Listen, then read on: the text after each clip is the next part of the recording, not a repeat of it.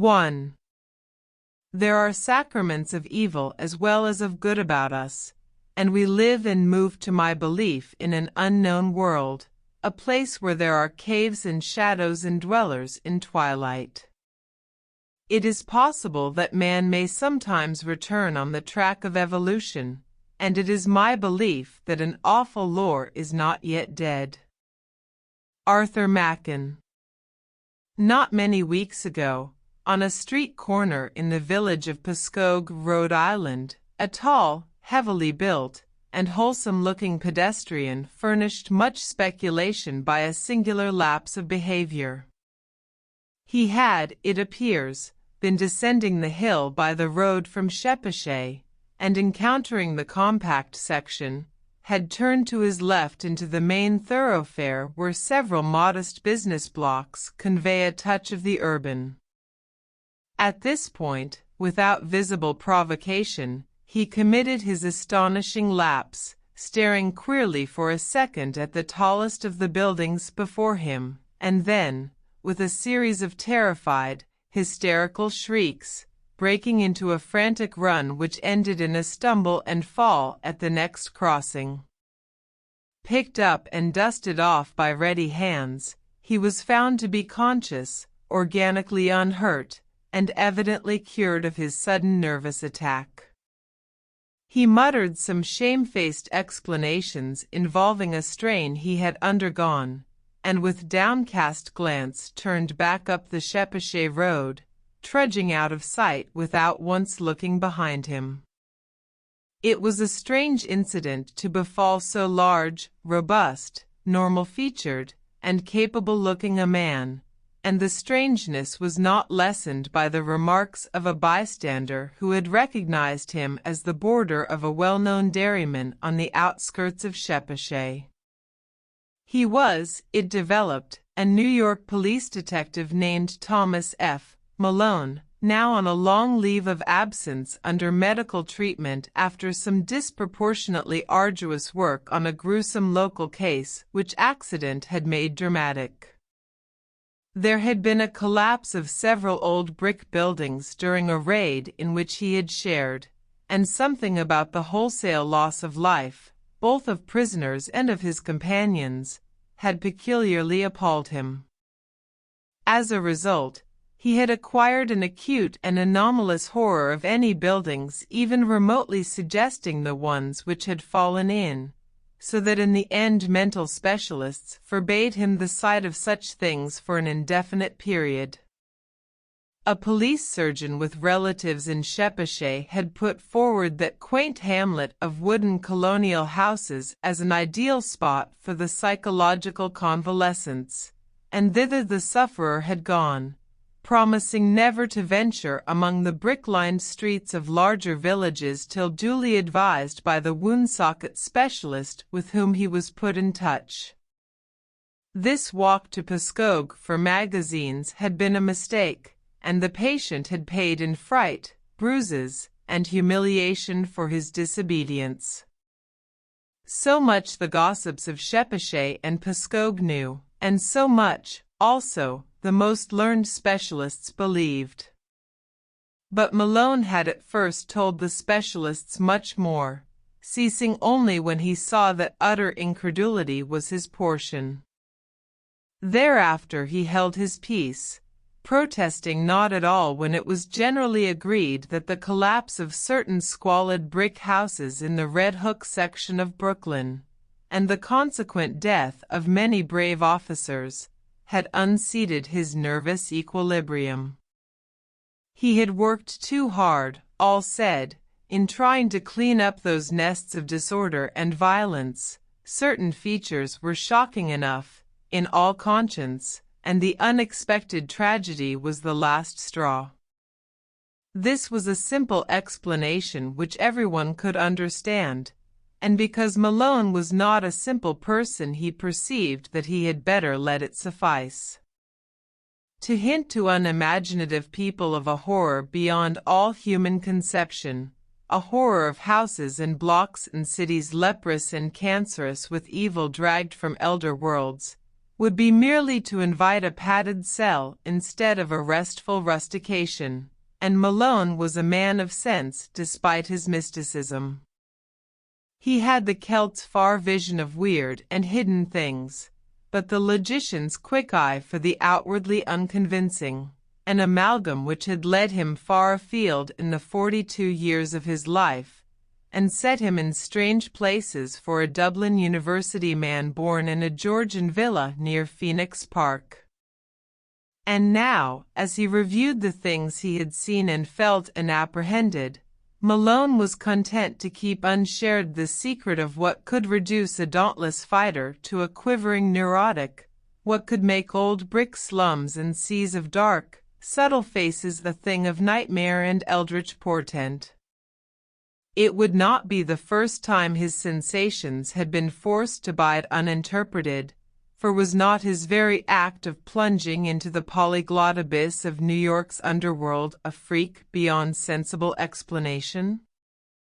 What could he tell the prosaic of the antique witcheries and grotesque marvels discernible to sensitive eyes amidst the poison cauldron where all the varied dregs of unwholesome ages mix their venom and perpetuate their obscene terrors?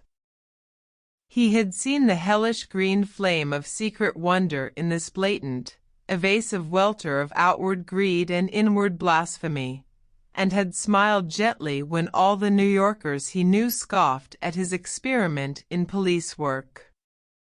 They had been very witty and cynical, deriding his fantastic pursuit of unknowable mysteries and assuring him that in these days New York held nothing but cheapness and vulgarity. One of them had wagered him a heavy sum that he could not, despite many poignant things to his credit in the Dublin Review, even write a truly interesting story of New York low life, and now, looking back, he perceived that cosmic irony had justified the prophet's words while secretly confuting their flippant meaning. The horror, as glimpsed at last, could not make a story, for like the book cited by Poe's German authority, Es lässt sich nicht lesen, it does not permit itself to be read. 2. To Malone the sense of latent mystery in existence was always present. In youth he had felt the hidden beauty and ecstasy of things, and had been a poet, but poverty and sorrow and exile had turned his gaze in darker directions, and he had thrilled at the imputations of evil in the world around.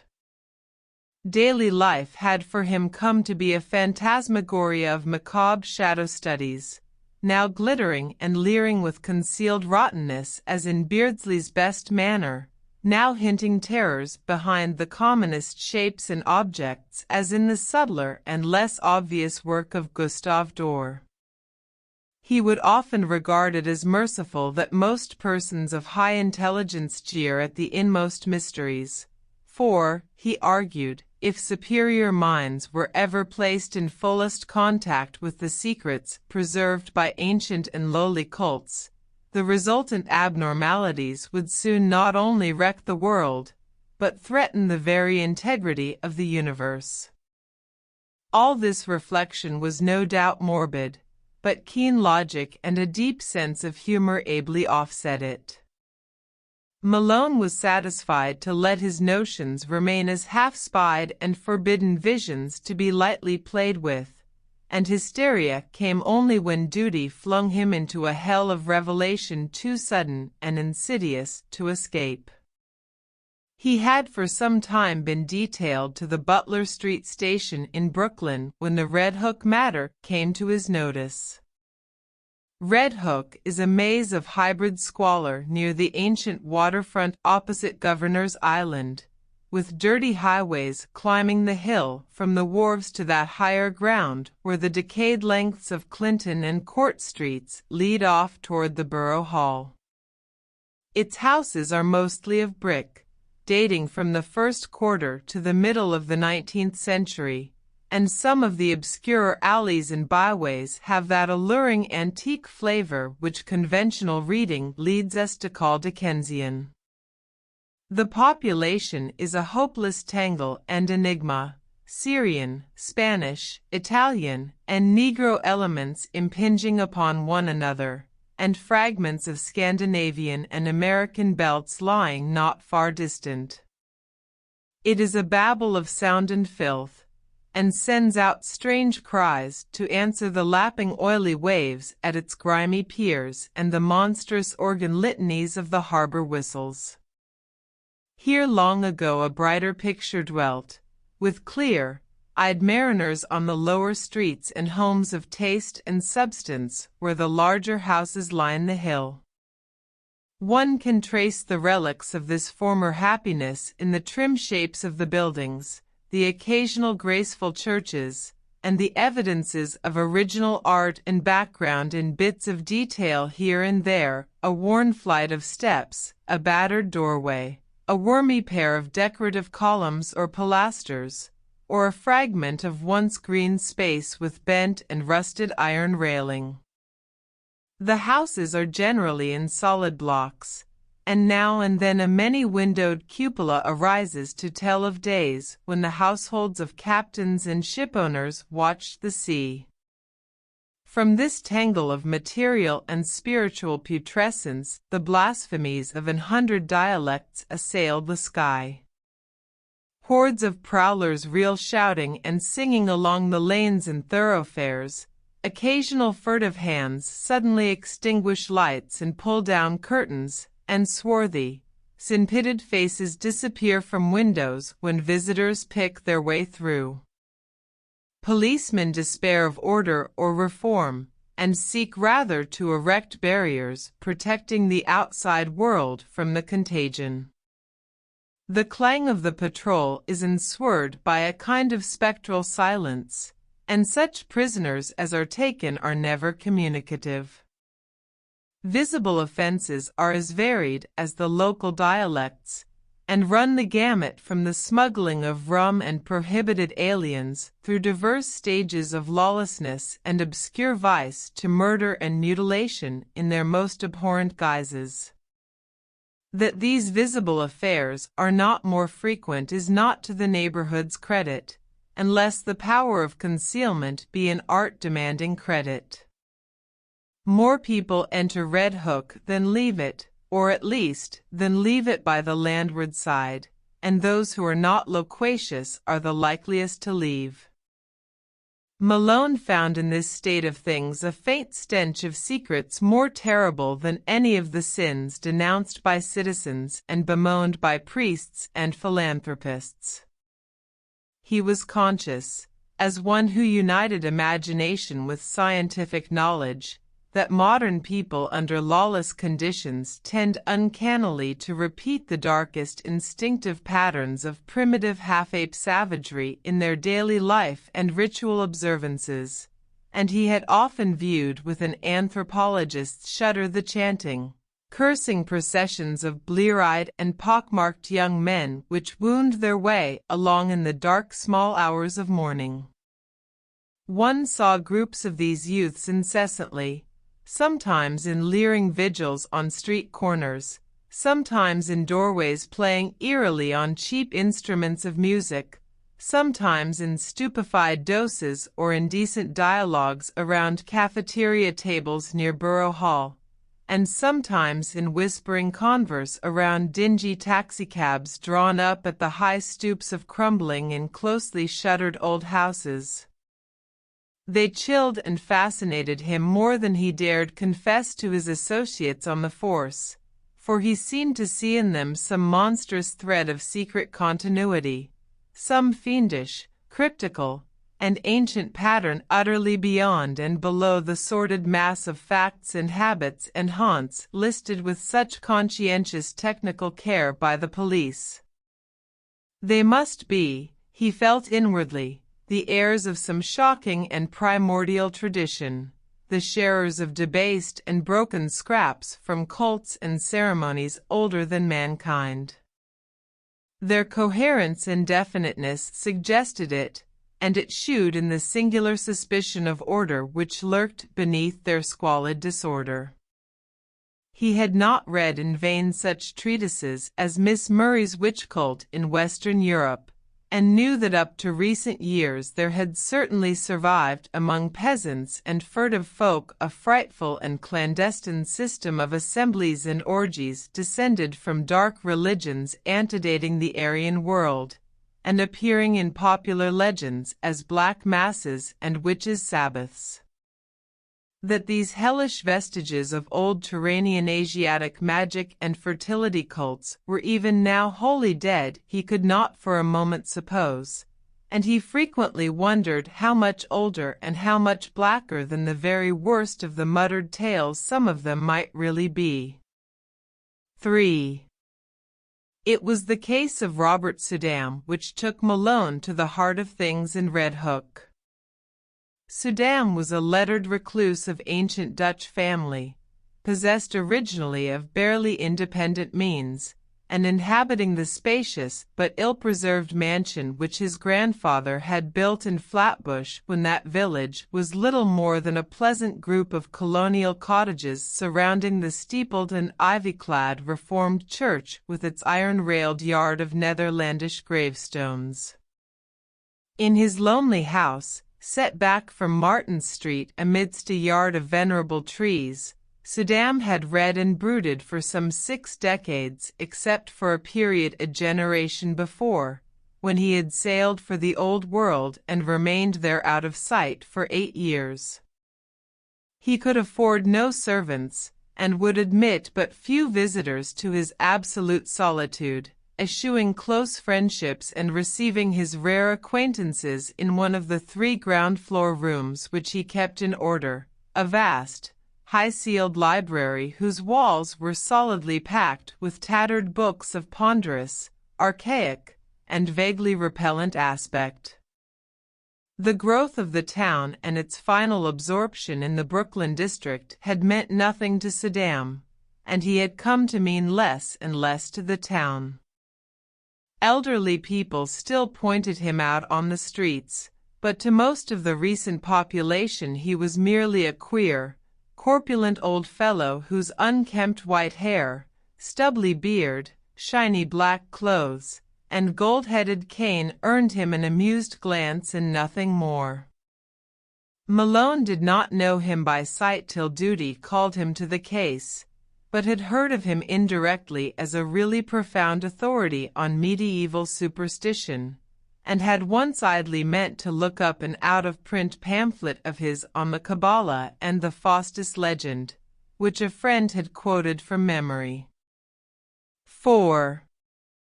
It was the case of Robert Sudam which took Malone to the heart of things in Red Hook.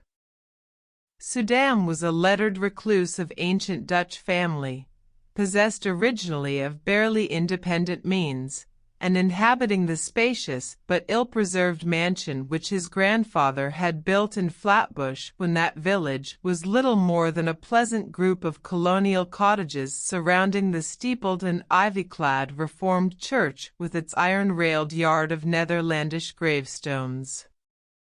In his lonely house, set back from Martin Street amidst a yard of venerable trees, Sudam had read and brooded for some 6 decades, except for a period a generation before, when he had sailed for the Old World and remained there out of sight for 8 years.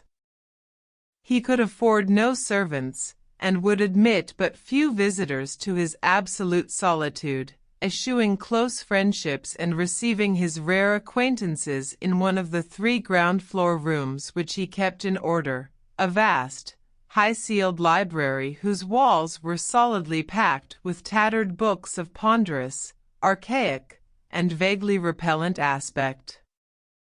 The growth of the town and its final absorption in the Brooklyn district had meant nothing to Sudam, and he had come to mean less and less to the town.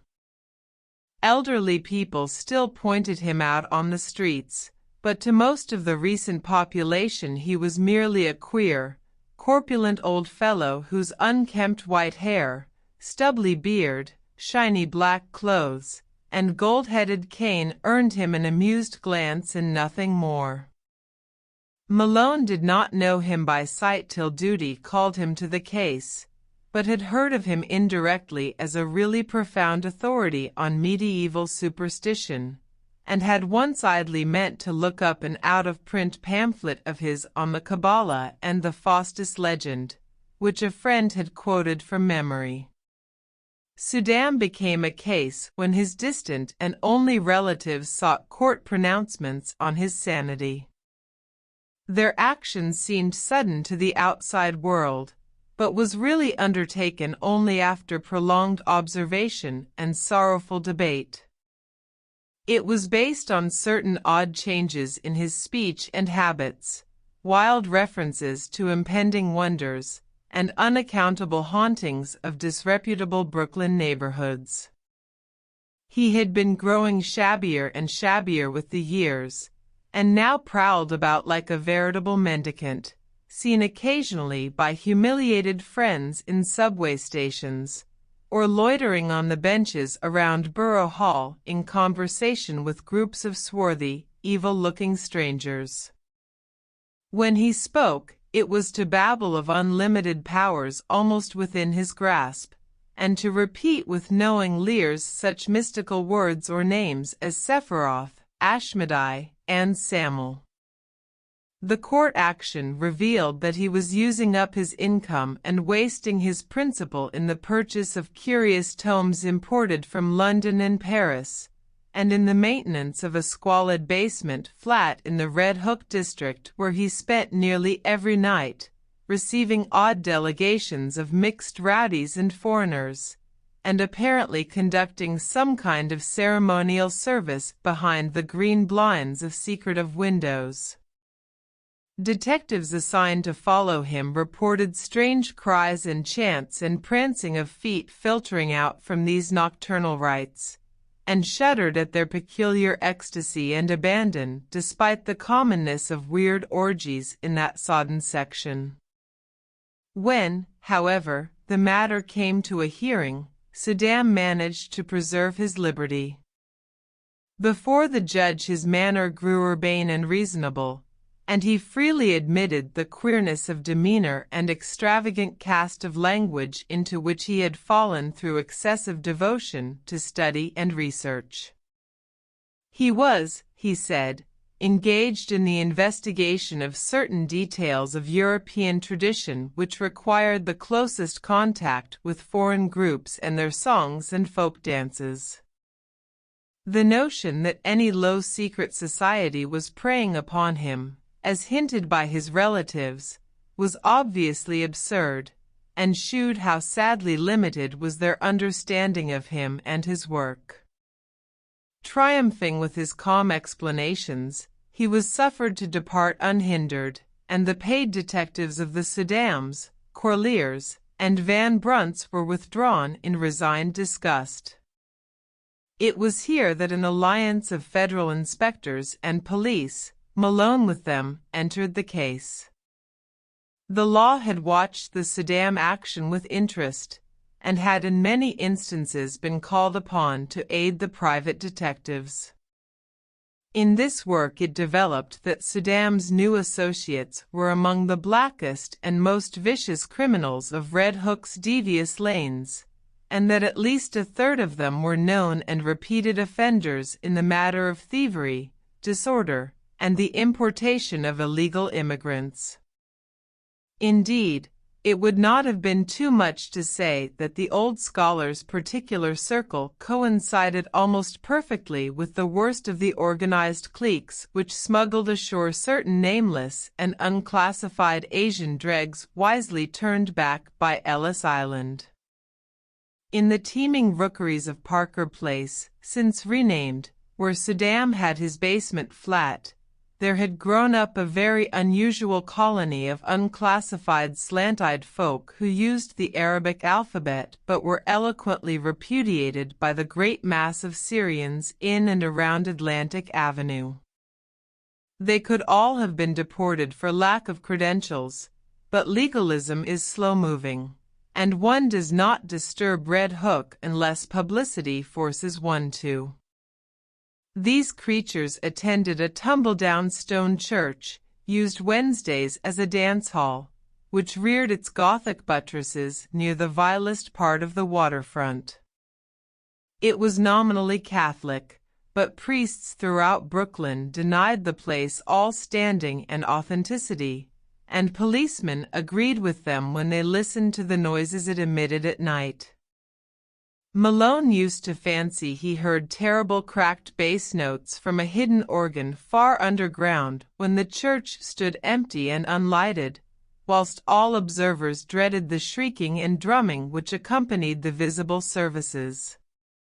Sudam, when questioned, said he thought the ritual was some remnant of Nestorian Christianity tinctured with the shamanism of Thibet.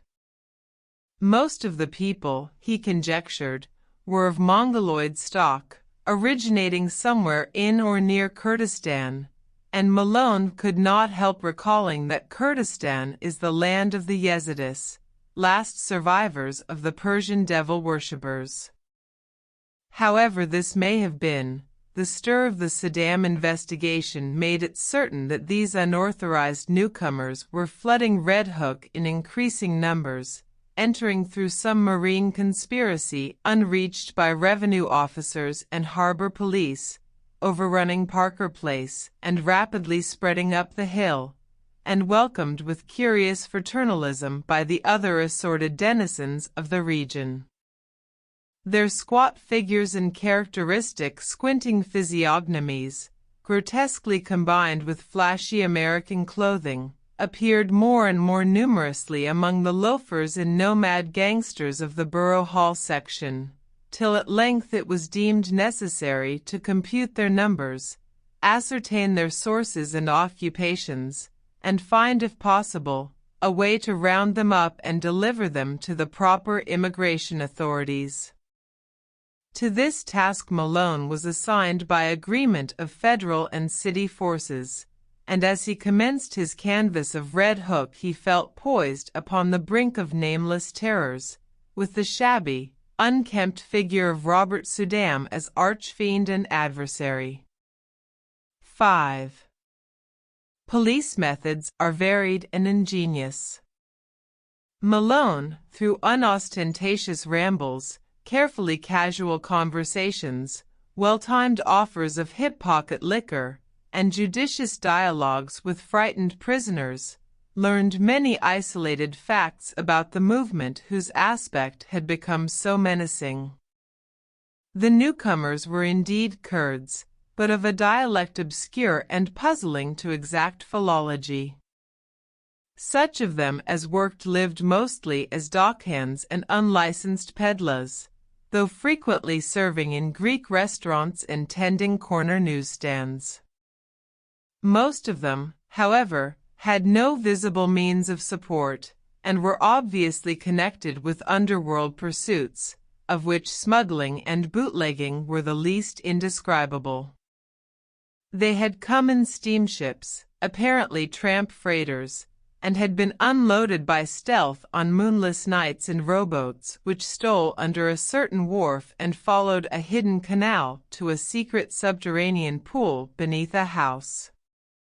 This wharf, canal, and house Malone could not locate, for the memories of his informants were exceedingly confused, while their speech was to a great extent beyond even the ablest interpreters, nor could he gain any real data on the reasons for their systematic importation. They were reticent about the exact spot from which they had come, and were never sufficiently off guard to reveal the agencies which had sought them out and directed their course. Indeed, they developed something like acute fright when asked the reasons for their presence.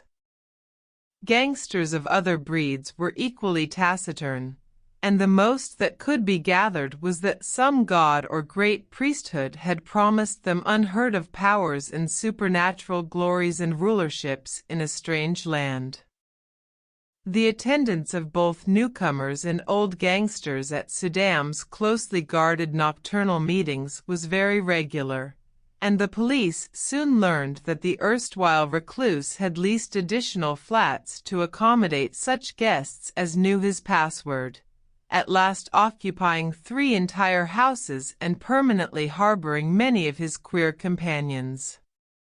He spent but little time now at his Flatbush home, apparently going and coming only to obtain and return books, and his face and manner had attained an appalling pitch of wildness.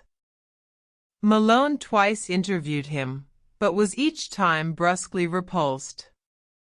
He knew nothing, he said, of any mysterious plots or movements, and had no idea how the Kurds could have entered or what they wanted.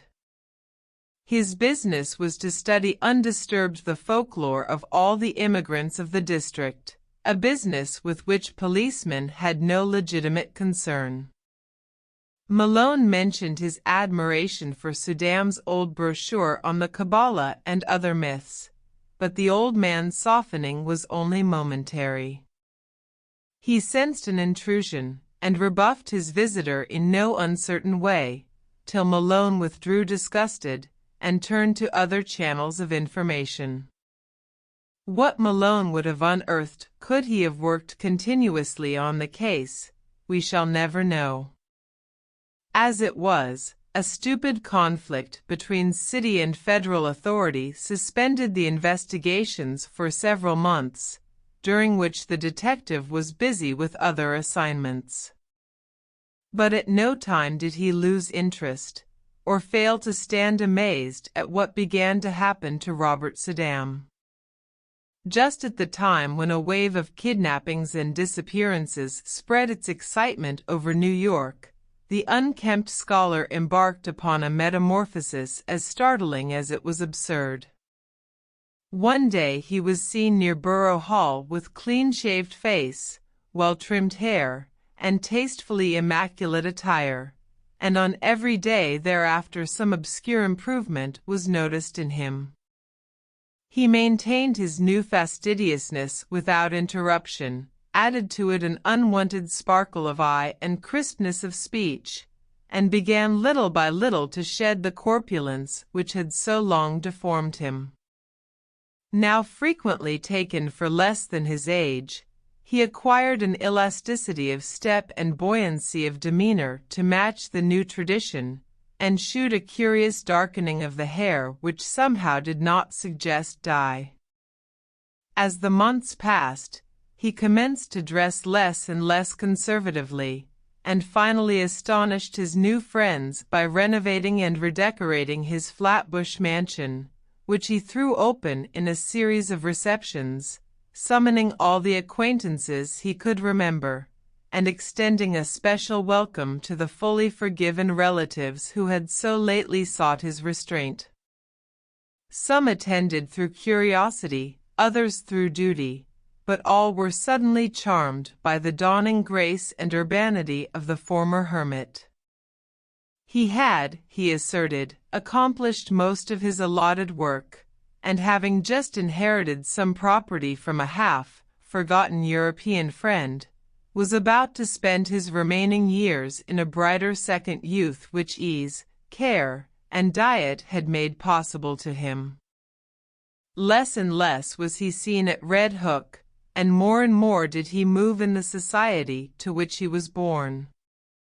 Policemen noted a tendency of the gangsters to congregate at the old stone church and dance hall instead of at the basement flat in Parker Place, though the latter and its recent annexes still overflowed with noxious life. Then 2 incidents occurred, wide enough apart, but both of intense interest in the case as Malone envisaged it.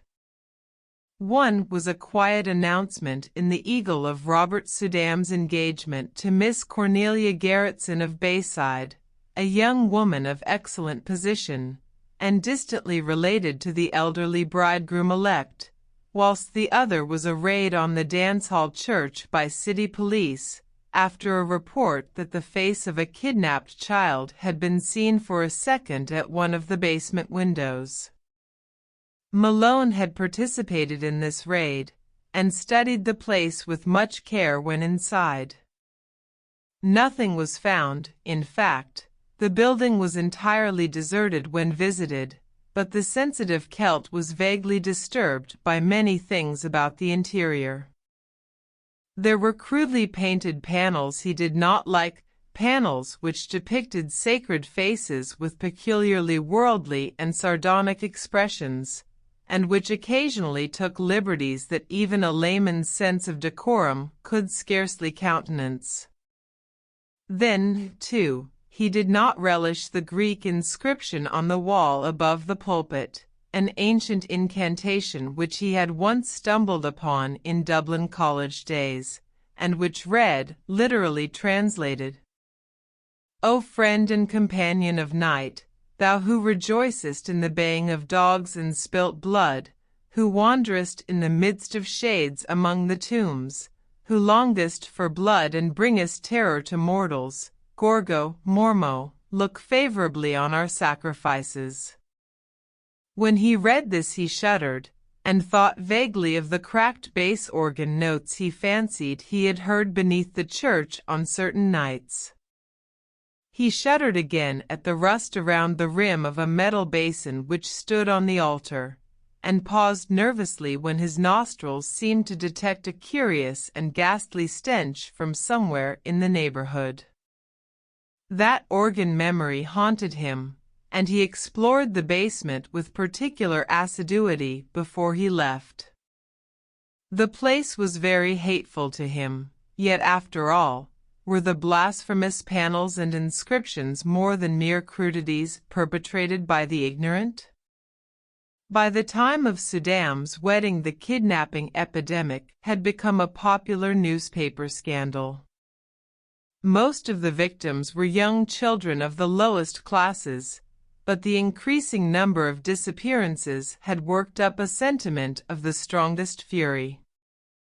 Journals clamored for action from the police, and once more the Butler Street station sent its men over Red Hook for clues, discoveries, and criminals. Malone was glad to be on the trail again, and took pride in a raid on one of Saddam's Parker Place houses. There, indeed, no stolen child was found, despite the tales of screams and the red sash picked up in the areaway, but the paintings and rough inscriptions on the peeling walls of most of the rooms, and the primitive chemical laboratory in the attic all helped to convince the detective that he was on the track of something tremendous. The paintings were appalling, hideous monsters of every shape and size, and parodies on human outlines which cannot be described. The writing was in red, and varied from Arabic to Greek, Roman, and Hebrew letters. Malone could not read much of it, but what he did decipher was portentous and cabalistic enough. One frequently repeated motto was in a sort of Hebraized Hellenistic Greek, and suggested the most terrible demon evocations of the Alexandrian decadence.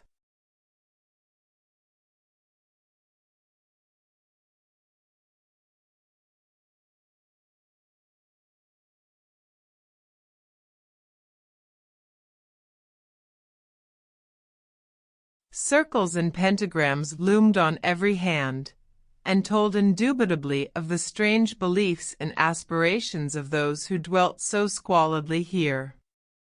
In the cellar, however, the strangest thing was found, a pile of genuine gold ingots covered carelessly with a piece of burlap, and bearing upon their shining surfaces the same weird hieroglyphics which also adorned the walls.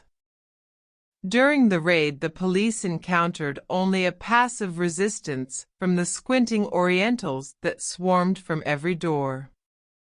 Finding nothing relevant, they had to leave all as it was, but the precinct captain wrote Saddam a note advising him to look closely to the character of his tenants and protégés in view of the growing public clamor. 6. Then came the June wedding and the great sensation. Flatbush was gay for the hour about high noon, and pennant motors thronged the streets near the old Dutch church where an awning stretched from door to highway. No local event ever surpassed the Sudan Gerritsen nuptials in tone and scale, and the party which escorted bride and groom to the Cunard pier was, if not exactly the smartest, at least a solid page from the social register.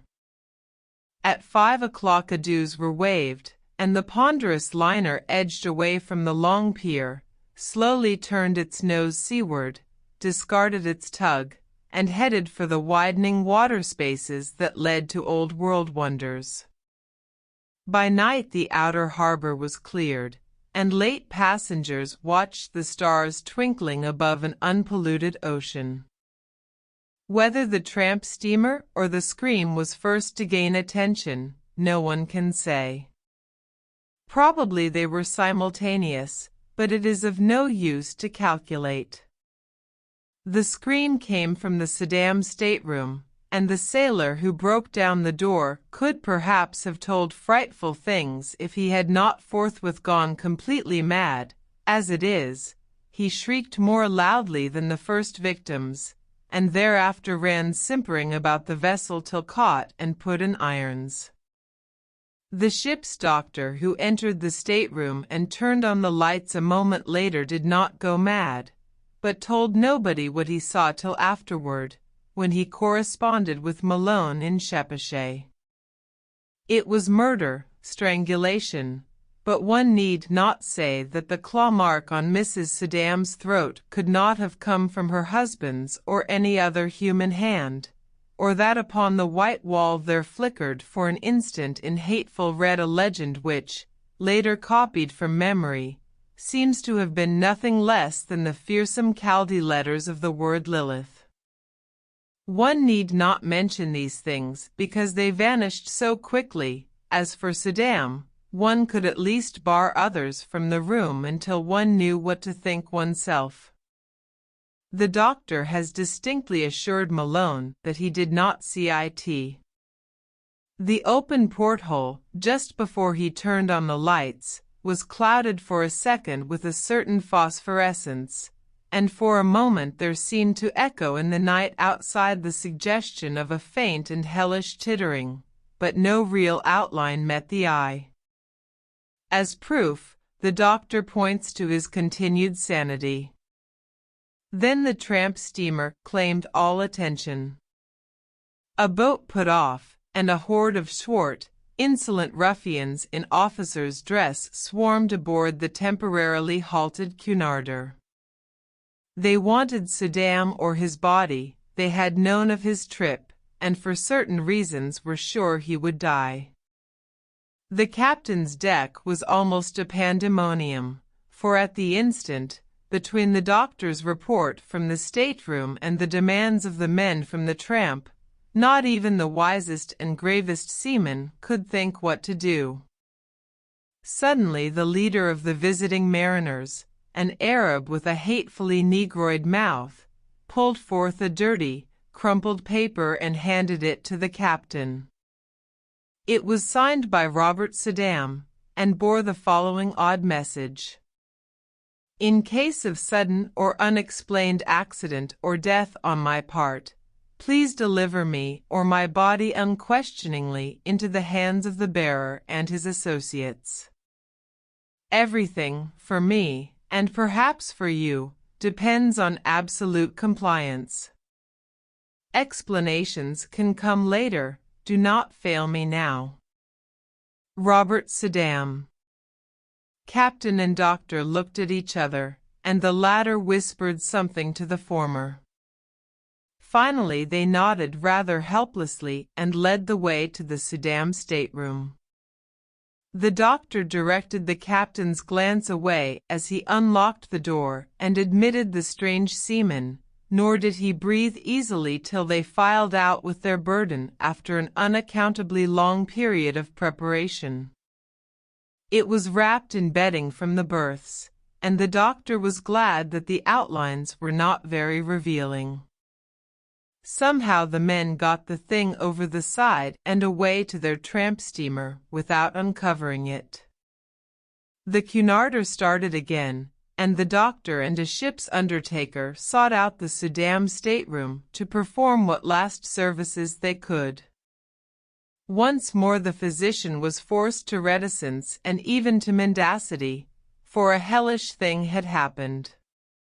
When the undertaker asked him why he had drained off all of Mrs. Sudan's blood, he neglected to affirm that he had not done so, nor did he point to the vacant bottle spaces on the rack, or to the odor in the sink which shewed the hasty disposition of the bottle's original contents.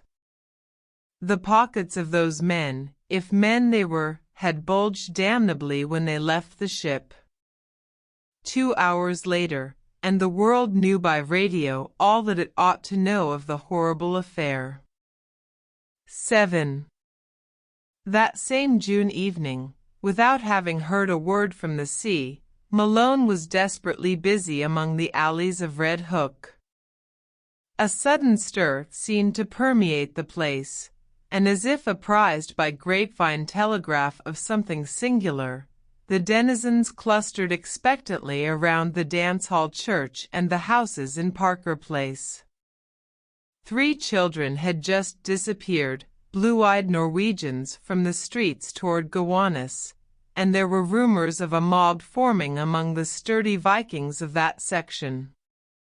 Malone had for weeks been urging his colleagues to attempt a general cleanup, and at last, moved by conditions more obvious to their common sense than the conjectures of a Dublin dreamer, they had agreed upon a final stroke.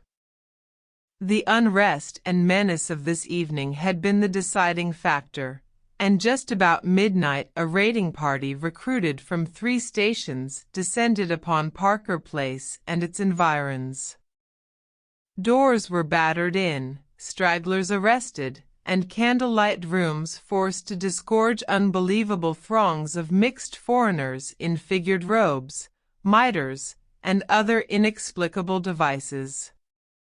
Much was lost in the melee, for objects were thrown hastily down unexpected shafts, and betraying odors deadened by the sudden kindling of pungent incense. But spattered blood was everywhere, and Malone shuddered whenever he saw a brazier or altar from which the smoke was still rising. He wanted to be in several places at once, and decided on Sudan's basement flat only after a messenger had reported the complete emptiness of the dilapidated dance-hall church. The flat, he thought, must hold some clue to a cult of which the occult scholar had so obviously become the center and leader, and it was with real expectancy that he ransacked the musty rooms, noted their vaguely charnel odor, and examined the curious books, instruments, gold ingots, and glass-stoppered bottles scattered carelessly here and there. Once a lean, black and white cat edged between his feet and tripped him, overturning at the same time a beaker half full of a red liquid.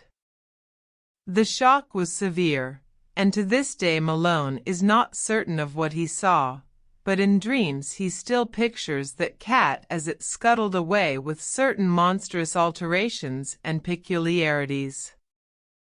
Then came the locked cellar door, and the search for something to break it down. A heavy stool stood near, and its tough seat was more than enough for the antique panels. A crack formed and enlarged, and the whole door gave way, but from the other side, whence poured a howling tumult of ice-cold wind with all the stenches of the bottomless pit, and whence reached a sucking force not of earth or heaven, which, coiling sentiently about the paralyzed detective, dragged him through the aperture and down unmeasured spaces filled with whispers and wails, and gusts of mocking laughter. Of course it was a dream.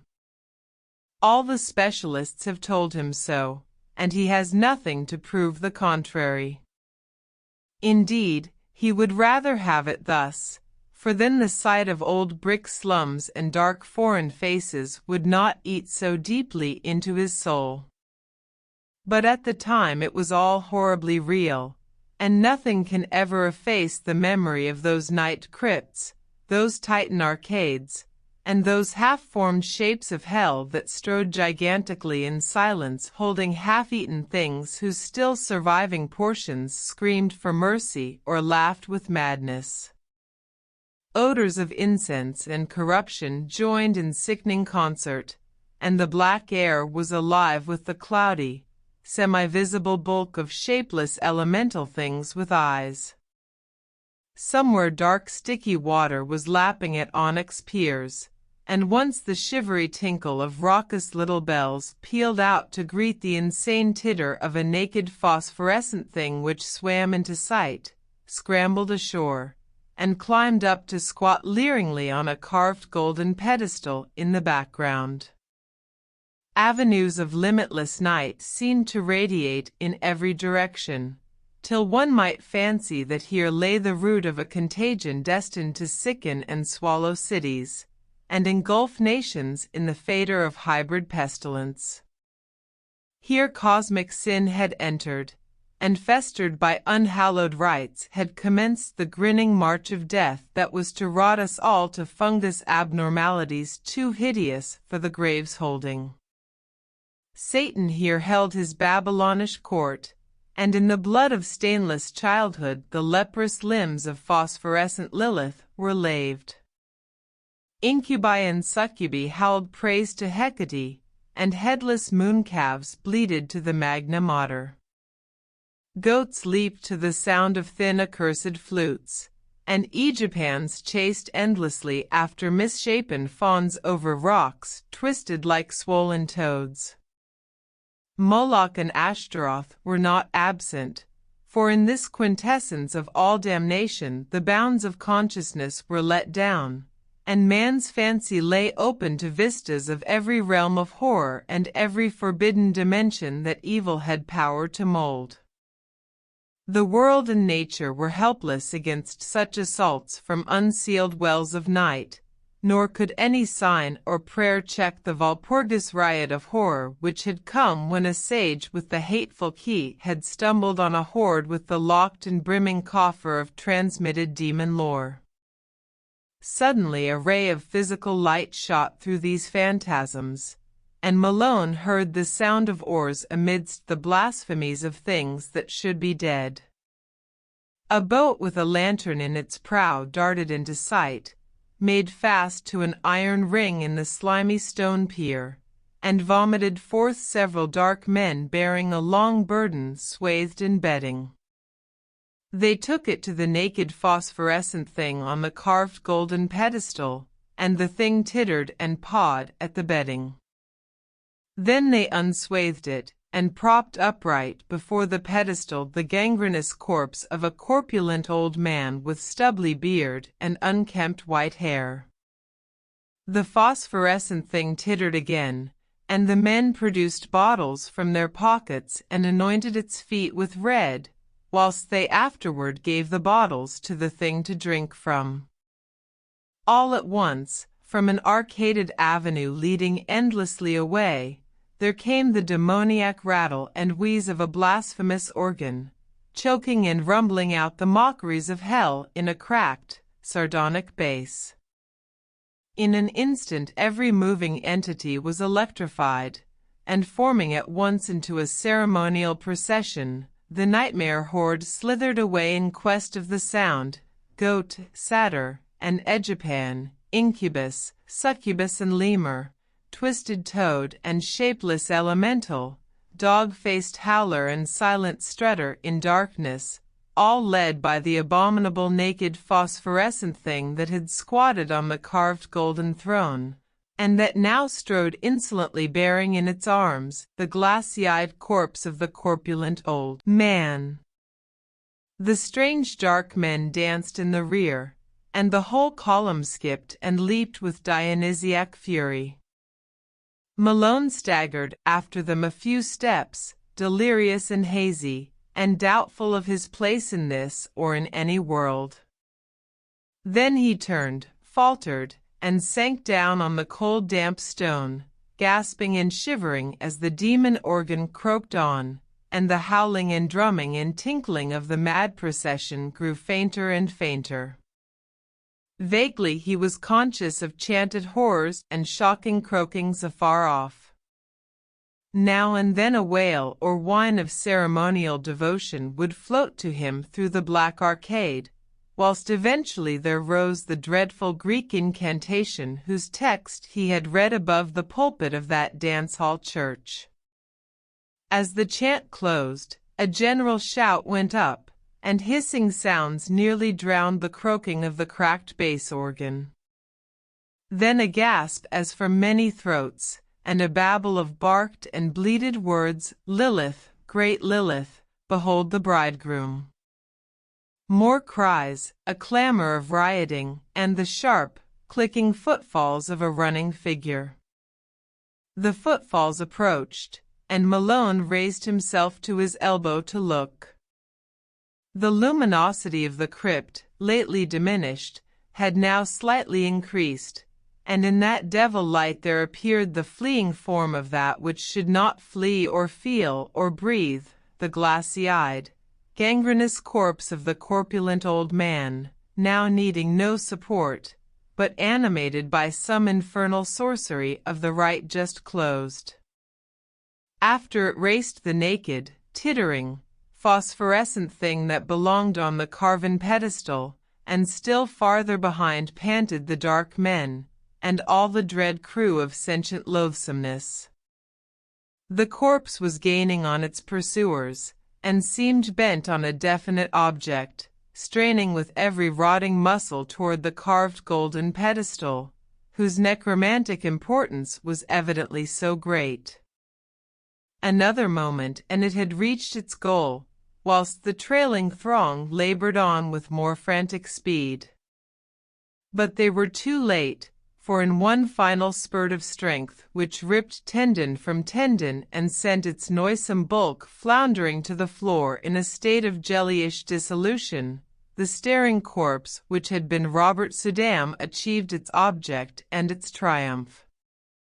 The push had been tremendous, but the force had held out, and as the pusher collapsed to a muddy blotch of corruption the pedestal he had pushed tottered, tipped, and finally careened from its onyx base into the thick waters below, sending up a parting gleam of carven gold as it sank heavily to undreamable gulfs of lower Tartarus. In that instant, too, the whole scene of horror faded to nothingness before Malone's eyes, and he fainted amidst a thunderous crash which seemed to blot out all the evil universe. 8. Malone's dream, experienced in full before he knew of Suydam's death and transfer at sea, was curiously supplemented by some odd realities of the case, though that is no reason why anyone should believe it. The 3 old houses in Parker Place, doubtless long rotten with decay in its most insidious form, collapsed without visible cause while half the raiders and most of the prisoners were inside, and of both the greater number were instantly killed. Only in the basements and cellars was there much saving of life, and Malone was lucky to have been deep below the house of Robert Suydam. For he really was there, as no one is disposed to deny. They found him unconscious by the edge of a night-black pool, with a grotesquely horrible jumble of decay and bone, identifiable through dental work as the body of Suydam, a few feet away. The case was plain, for it was hither that the smugglers' underground canal led, and the men who took Suydam from the ship had brought him home. They themselves were never found, or at least never identified, and the ship's doctor is not yet satisfied with the simple certitudes of the police. Suydam was evidently a leader in extensive man-smuggling operations, for the canal to his house was but one of several subterranean channels and tunnels in the neighborhood. There was a tunnel from this house to a crypt beneath the dance-hall church, a crypt accessible from the church only through a narrow secret passage in the north wall, and in whose chambers some singular and terrible things were discovered. The croaking organ was there, as well as a vast arched chapel with wooden benches and a strangely figured altar. The walls were lined with small cells, in 17 of which, hideous to relate, solitary prisoners in a state of complete idiocy were found chained, including 4 mothers with infants of disturbingly strange appearance. These infants died soon after exposure to the light, a circumstance which the doctors thought rather merciful. Nobody but Malone, among those who inspected them, remembered the somber question of old Del Rio, and sint unquam demons incubi et succubi, etiam ex tali congressu proles nasse quit? Before the canals were filled up they were thoroughly dredged, and yielded forth a sensational array of sawed and split bones of all sizes. The kidnapping epidemic, very clearly, had been traced home, though only 2 of the surviving prisoners could by any legal thread be connected with it. These men are now in prison, since they failed of conviction as accessories in the actual murders. The carved golden pedestal or throne so often mentioned by Malone as of primary occult importance was never brought to light, though at one place under the Saddam House the canal was observed to sink into a well too deep for dredging. It was choked up at the mouth and cemented over when the cellars of the new houses were made, but Malone often speculates on what lies beneath. The police, satisfied that they had shattered a dangerous gang of maniacs and man-smugglers, turned over to the federal authorities the unconvicted Kurds, who before their deportation were conclusively found to belong to the Yazidi clan of devil worshippers. The tramp ship and its crew remain an elusive mystery, though cynical detectives are once more ready to combat its smuggling and rum-running ventures. Malone thinks these detectives shew a sadly limited perspective in their lack of wonder at the myriad unexplainable details, and the suggestive obscurity of the whole case, though he is just as critical of the newspapers, which saw only a morbid sensation and gloated over a minor sadist cult which they might have proclaimed a horror from the universe's very heart. But he is content to rest silent in Shepeshe, calming his nervous system and praying that time may gradually transfer his terrible experience from the realm of present reality to that of picturesque and semi-mythical remoteness. Robert Saddam sleeps beside his bride in Greenwood Cemetery. No funeral was held over the strangely released bones, and relatives are grateful for the swift oblivion which overtook the case as a whole.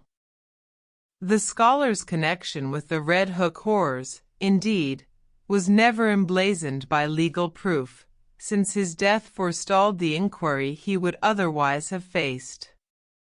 His own end is not much mentioned, and the Saddams hope that posterity may recall him only as a gentle recluse who dabbled in harmless magic and folklore.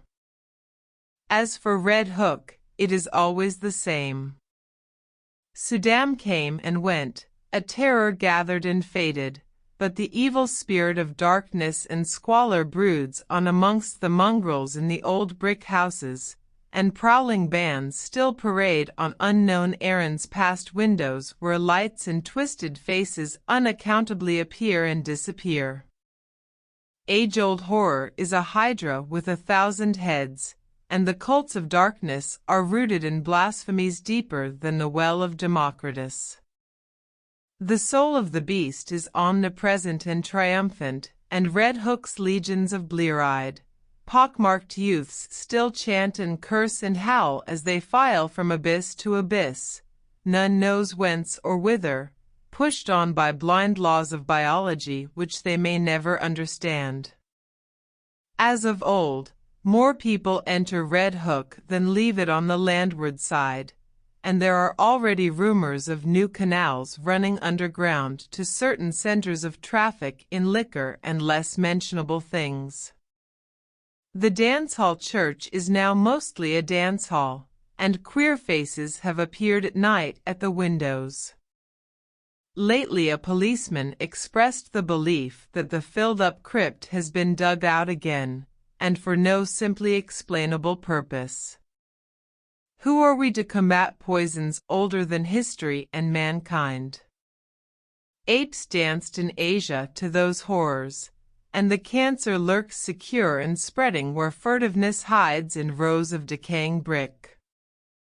Malone does not shudder without cause, for only the other day an officer overheard a swarthy squinting hag teaching a small child some whispered patois in the shadow of an areaway.